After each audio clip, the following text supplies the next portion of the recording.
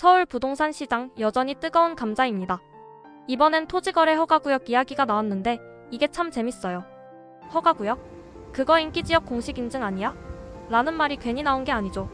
강남의 장삼대청 잠실, 삼성, 대치, 청담이나 아벼목성 압구정, 여의도, 목동, 성수 같은 동네를 묶어놓은 것 자체가 이미 그 지역의 가치를 공인해주는 셈 아니겠어요?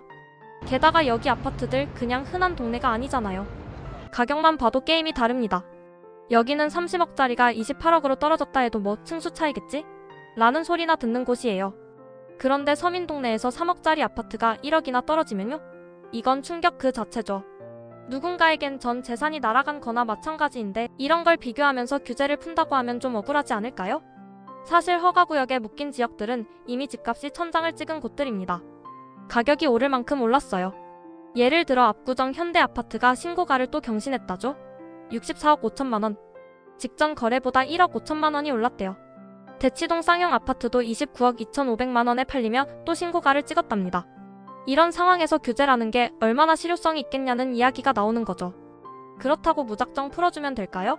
이게 또 다른 문제를 만들어낼 수도 있어요. 서울은 어차피 인기지역이니까 뭘 하며 견딜지 모르지만 지방은 어떻게 될까요? 서울 규제가 풀리면 지방은 더 추워집니다.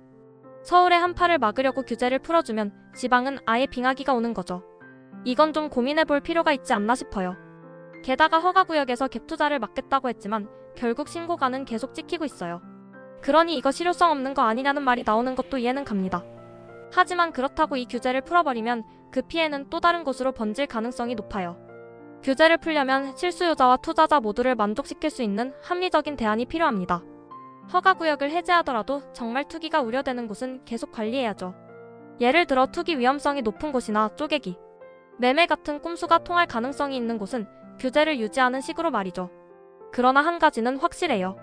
지금 상황에서 이 규제를 풀든 유지하든 그 파장은 서울뿐만 아니라 전국으로 퍼질 겁니다. 특히 지방의 부동산 시장은 서울의 움직임에 민감하게 반응할 수밖에 없어요. 결국 중요한 건 균형입니다. 집값이 올라도 너무 오르면 문제가 되고 떨어져도 큰일 나죠. 서민들은 더 힘들어지고요.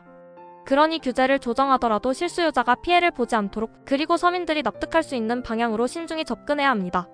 지금 이 순간에도 부동산 시장은 요동치고 있습니다. 그 중심에 서 있는 서울, 그리고 한파와 빙하기를 막아야 할 과제가 남은 지방까지. 부동산 문제는 여전히 뜨겁고 우리 모두의 관심을 요구하고 있네요. 여러분은 어떻게 생각하세요?